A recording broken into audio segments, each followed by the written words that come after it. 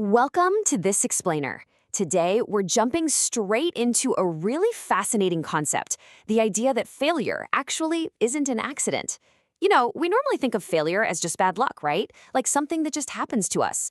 But the source material we're looking at today, called the architecture of defeat, flips that entirely.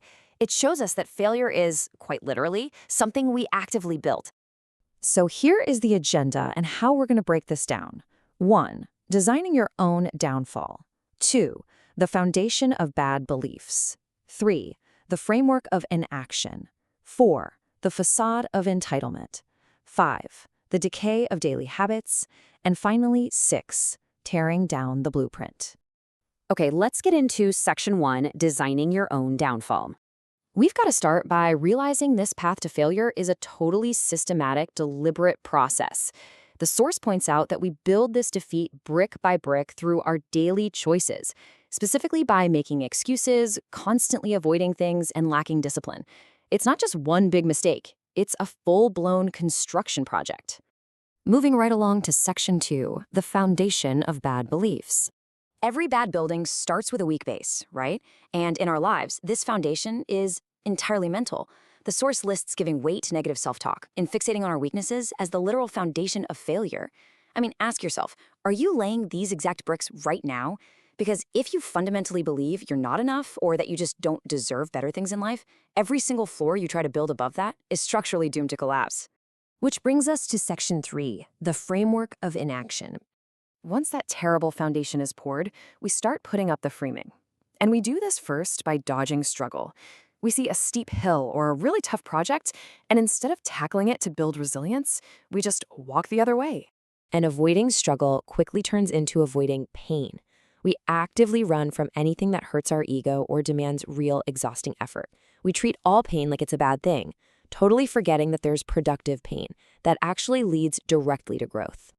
And of course, that leads right to avoiding discomfort altogether. We repeatedly choose to stay comfy rather than grow. But here's the catch. By staying safely tucked in our comfort zones, we let that avoidance compound until stepping out feels literally impossible. The framing is now locked in.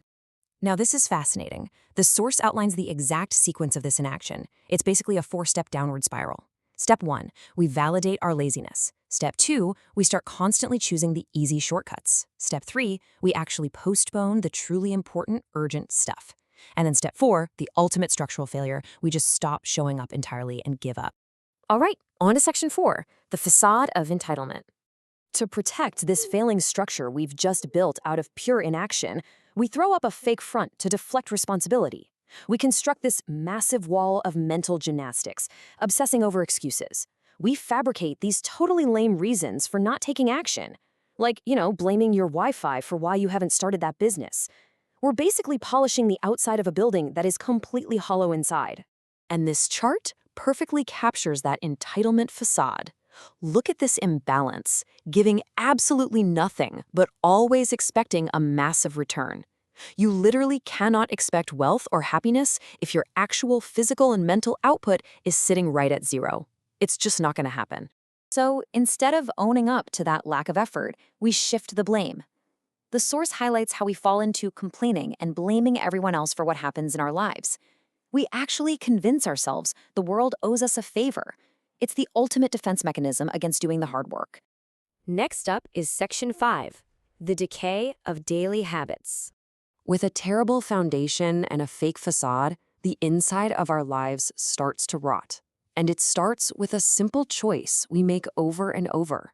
Trading our meaningful long-term benefits for a quick hit of instant gratification. It's exactly like selling off the load-bearing beams of your house just to buy some flashy wallpaper. It feels great today, but it completely guarantees a collapse tomorrow. Look at how this indiscipline systematically rots out our core. The source points to severe structural damage here. We start ignoring our health and fitness, we neglect our relationships, and we just lean heavily into unhealthy, inconsistent habits.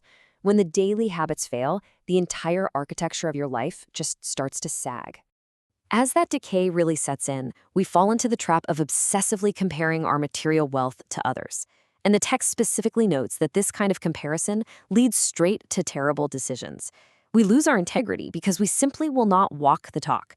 We say we want success, but our actions show absolutely nothing but decay. Finally, Section 6, tearing down the blueprint.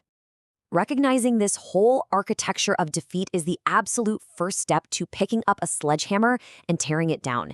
You can't dismantle a structure if you don't know how you built it, right? So I'll leave you with this ultimate question from the source text. Look at your own life right now. Look at your daily choices. Are you choosing fear or are you ready to choose abundance? The blueprint is completely in your hands. Thanks for joining me for this explainer, and I hope this helps you really examine the structures you're building every single day.